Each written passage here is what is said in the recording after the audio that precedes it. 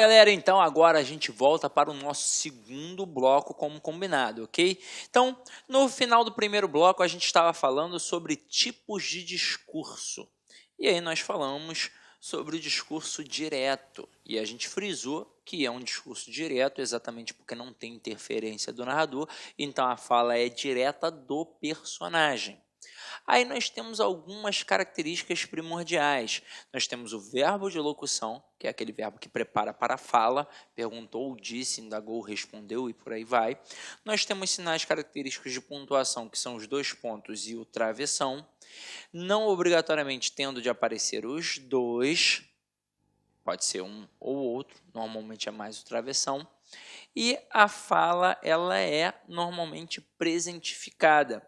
Quando a gente coloca aqui, ontem choveu muito na região. Em que momento do texto a Atadolfa disse isso? No momento em que você leu. Então, por isso é uma fala presentificada. Afinal de contas, é a fala do personagem. Você está acompanhando aquela história. Até aí, tudo bem, né? Agora, além dos dois pontos e do travessão, também pode ser que apareça as aspas, né? Apareçam as aspas. Então, o sinal das aspas, ele marca isso também, o discurso direto, para mostrar que não é o narrador que está falando aquilo, e sim o personagem. Agora, a gente falou muito sobre o verbo de locução, e pode ser que surja uma pegadinha na prova, atrelada a quê? Atrelada a uma imagem. Então, você tem, de repente, uma charge, e aí no meio da charge, o camarada coloca uma imagem com um personagem ali. E aí aquele personagem fala. Aí ele bota o travessão, por exemplo, vamos supor que aqui, ao invés de ter Atadolfa disse dois pontos, ontem choveu muito na região, vamos supor que isso daqui fosse uma charge, com a imagem da Atadolfa. E aí é óbvio, você precisa saber que é a Atadolfa. E aí, de repente, vem uma fala, ontem choveu muito na região sul. Aí você, opa, discurso direto? Aí você vai pensar, não está aparecendo verbo de locução, mas o conteúdo da charge te permite saber que aquela personagem, sei lá, tem uma faixazinha na cabeça dela, a Atadolfa, foi a personagem que disse ontem choveu muito na região sul. Então é óbvio que é um discurso que direto. Ah, mas não apareceu o verbo de locução. Caramba, não precisa. O contexto te permite saber que quem está falando isso é a personagem que está ali no desenho. Tranquilo? Ok? Então, busquei trabalhar todas as possibilidades. Agora a gente vai cair para dentro do discurso indireto. Agora, no discurso indireto, funciona como se fosse uma fofoquinha, meu companheiro, minha companheira.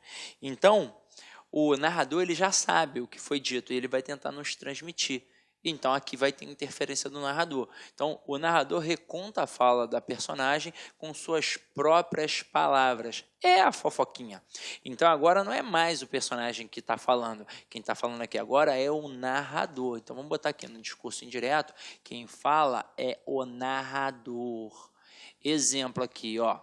A Atadolfa disse que no dia anterior chovera muito na região sul. E a gente vai perceber o que ainda tem. É óbvio que aqui a gente já sabe que quem está falando é o narrador, mas a gente ainda vai manter o verbo de elocução. Então, ainda vai ter o verbo de elocução, que é aquele verbo que prepara para a fala. Perguntou, disse, indagou, respondeu e por aí vai.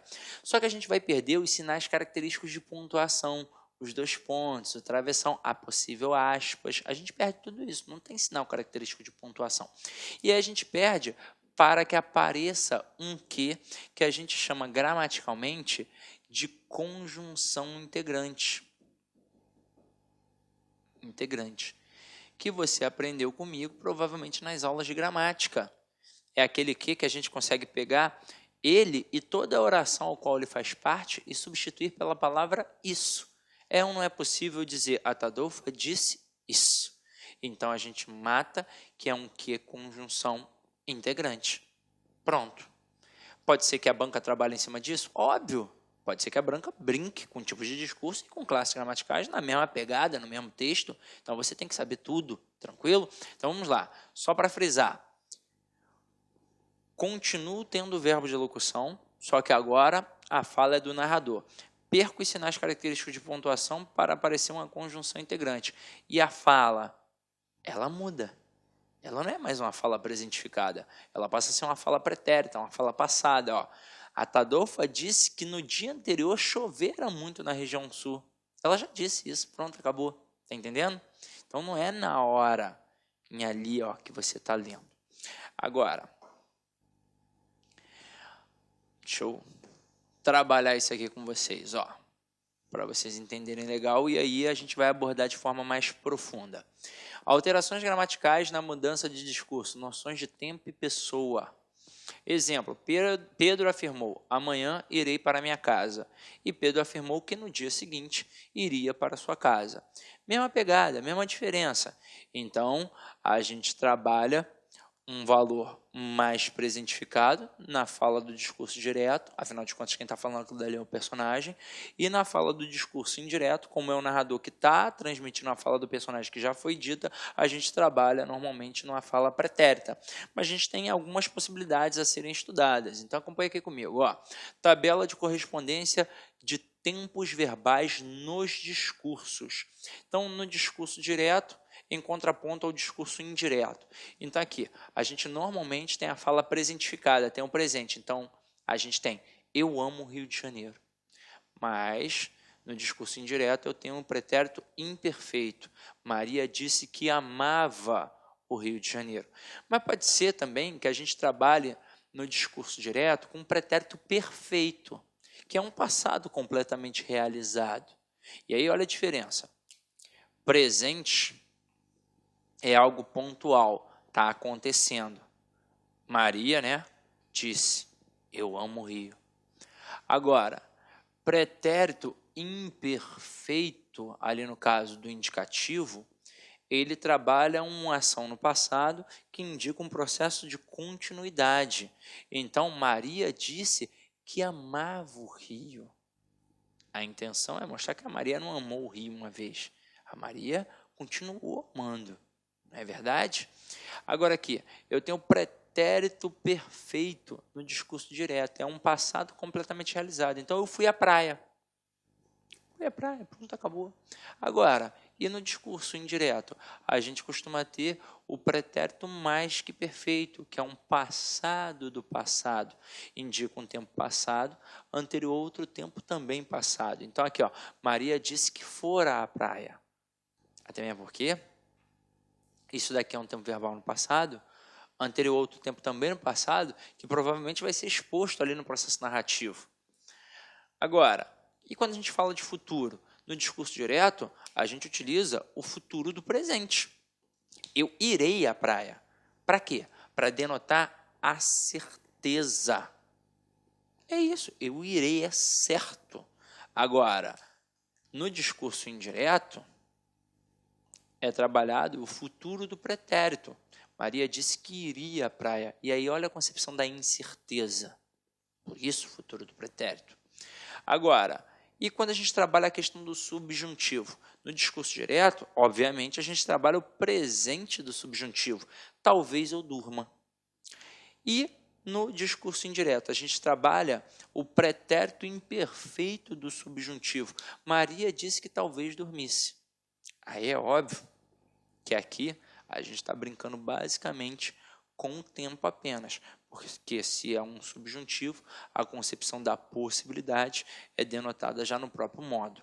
Tranquilo? Beleza? Então, olha que interessante o quadrinho que eu preparei para vocês. Anota aí com calma e tranquilidade que isso vai fazer diferença numa possível jogada de mestre aí do avaliador tentando te derrubar, tá? Agora, já que a gente já falou do discurso direto e do indireto, vamos falar do indireto livre. E aqui, ó, nós temos diversas peculiaridades para poder estudar, tá? Não é tão simples assim não, ó. Eu vou mostrar para vocês a tradição literária, mas eu vou aprofundar para você entender melhor. Então vamos lá. Segundo a tradição literária, o discurso indireto livre ele é a mistura entre a fala de narrador e personagem, geralmente associada a fluxos de consciência. Só que é o seguinte, quando Quando a gente estuda isso a fundo, a gente percebe que esse discurso indireto livre até pode receber um outro tipo de nomenclatura, mas é uma mera concepção de nomenclatura. A gente pode chamar de monólogo narrado, porque, na verdade, não é uma tentativa de transmitir a fala do personagem. Quando a tradição literária diz que é uma mescla, uma mistura de falas entre personagem e narrador, é como se a gente não soubesse quem está falando, na verdade é porque não está querendo mostrar a fala. A intenção, a forma como a literatura encontrou de mostrar o pensamento do personagem foi o discurso indireto livre. Pode ver que está associado a fluxo de consciência, a fluxo de pensamento. Para produzir é extremamente difícil, mas para identificar é fácil. Quer ver? Ó? Exemplo. Maria caminhava na rua distraidamente quando tropeçou em uma pedra. Ai, meu pé, que falta de atenção. Maria seguiu irritada consigo mesma, prometendo-se olhar o chão com mais cuidado. Então, aqui, claramente, teve uma mistura.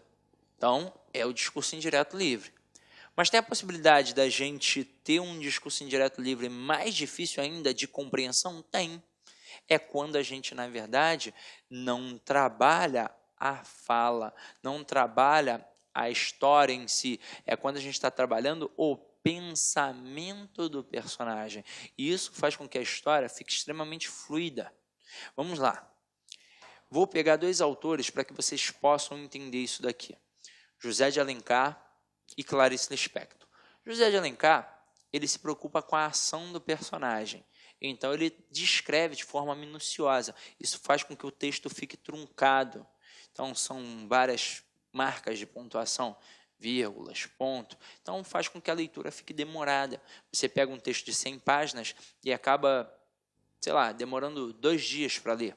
Aí você pega um texto da Clarice Lispector também de 100 páginas. Só que a Clarice não se preocupa com a ação do personagem. Ela se preocupa com a consciência, com o pensamento, com a reflexão daquele personagem. E aí é só você pensar num processo natural.